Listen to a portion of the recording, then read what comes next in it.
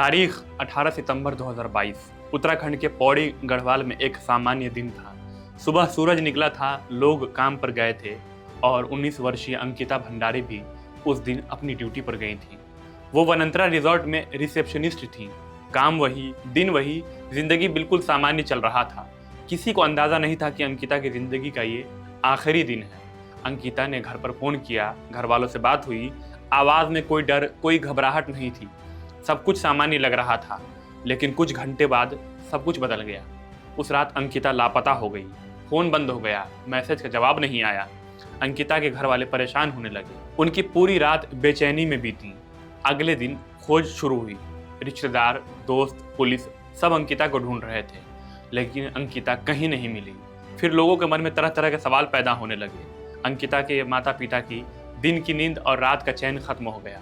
अंकिता को लेकर के तरह तरह के सवाल पैदा होने लगे, जैसे अंकिता कहाँ है, किस हाल में है, वो आखिरी बार किसके साथ थी, कहीं उसके साथ कोई अनहोनी तो नहीं हो गई। इधर पुलिस की जांच आगे बढ़ी। उस रिजॉर्ट पर सवाल उठे जहां अंकिता काम करती थी। वहीं से शक की शुरुआत हुई। जांच में सामने आया कि अंकिता पर दबाव बनाया जा रहा था। उससे एक एक्स्ट्रा सर्विस की मांग की जा रही थी, जिसे उसने साफ मना कर दिया। अंकिता किसी भी तरह के दबाव के लिए तैयार नहीं थी, किसी भी समझौते के लिए तैयार नहीं थी। और फिर यहीं से टकराव शुरू हुआ है। इस टकराव में अंकिता अकेली पड़ गई, जो किसी ने सोचा तक नहीं था। पुलिस जांच में सामने आया कि 18 सितंबर 2022 की रात अंकिता को जबरन गाड़ी में बैठाया गया। उसे रिजॉर्ट से बाहर चीला नहर के पास ले जाया गया। वहां उसकी बहस हुई, डराया धमकाया गया और फिर उसे नहर में धक्का दे दिया गया। फिर 6 दिन बाद 24 सितंबर 2022 को अंकिता का शव नहर में तैरता हुआ मिला। इस खबर के आने के बाद उत्तराखंड समेत पूरा देश सन्न रह गया। एक लड़की की, एक रिसेप्शनिस्ट की, एक आम परिवार की बेटी की लाश नहर में तैरता हुआ मिला।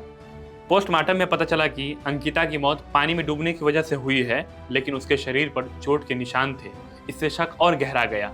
पुलिस जांच में अब 3 नाम सामने आए, जिसमें मुख्य आरोपी पुलकित आर्य था, जो वनंतरा रिजॉर्ट का मालिक था। इनके अलावा रिजॉर्ट के मैनेजर सौरभ भास्कर और रिजॉर्ट के एक कर्मचारी अंकित गुप्ता को भी आरोपी बनाया गया। पुलकित आर्य का नाम सामने आते ही मामला और संवेदनशील हो गया, क्योंकि वो राजनीतिक परिवार से था। उसके पिता विनोद आर्य उत्तराखंड बीजेपी के ओबीसी मोर्चा के पदाधिकारी थे। मामला सामने आते ही उत्तराखंड के पुष्कर सिंह धामी सरकार चारों तरफ से घिर गई। लोगों में गुस्सा फूट पड़ा। वे सड़कों पर उतर आए। न्याय चाहिए और अंकिता को इंसाफ दो जैसे नारे लगे। सरकार ने कार्रवाई करते हुए रिजॉर्ट पर बुलडोजर चला दिया। सरकार ने तत्परता तो दिखाई, लेकिन सवाल फिर भी जिंदा रहा। क्या सिर्फ यही लोग दोषी हैं या कहानी इससे बड़ी है? सोशल मीडिया पर कुछ वीडियो वायरल हुए जिनमें वीआईपी का जिक्र था, एक ऐसे शख्स का जिसका नाम सामने नहीं आया। यहीं से शक और गहरा गया। लोग पूछने लगे कि आखिर किस वीआईपी को बचाया जा रहा है। मामला अदालत पहुंचा। फास्ट ट्रैक कोर्ट बनाई गई, गवाह बुलाए गए, सबूत रखे गए। लंबी सुनवाई चली। करीब 2.5 साल बाद 30 मई 2025 को फैसला आया। कोर्ट ने तीनों आरोपी को दोषी बताते हुए उम्र कैद की सजा सुनाई। कानूनी तौर पर अंकिता को न्याय मिला, लेकिन समाज संतुष्ट नहीं हुआ, क्योंकि सवाल अब भी बचे हैं कि वो वीआईपी कौन था, उसकी भूमिका क्या थी, और अगर नहीं थी तो नाम बार बार क्यों आया। सरकार ने कहा वीआईपी का कोई सबूत नहीं मिला है। विपक्ष ने कहा है कि सच को दबाया गया। राजनीति गर्माती रही। अंकिता का नाम हर बहस में आता गया, हर चुनाव में आया।